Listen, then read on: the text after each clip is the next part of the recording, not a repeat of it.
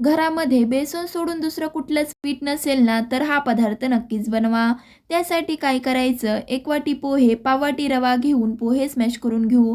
पोहे smash करून झाल्यावरती 10 मिनिटानंतर ह्यामध्ये 1 वाटी बारीक चिरलेला कोबी, अर्धा चमचा लाल तिखट, चवीनुसार मीठ, 1 चमचा जिरे, 1 चमचा धने पावडर, अर्धा चमचा ओवा हातावरती क्रश करून घालूयात. चिमूटभर हिंग, पाव वाटी बेसन, पाव चमचा हळद, भरपूर सारी बारीक चिरलेली कोथिंबीर घालून मिक्स करून 2 चमचे पाण्याचा वापर करून पीठ भिजवून घ्यायचं आहे. पीठ भिजवून झाल्यावरती मीडियम साईजचा गोळा एकसारखा करून घेतला की तव्यावर अर्धा पळी तेल पसरवून पातळ असं थालीपीठ थापून घ्यायचं आहे.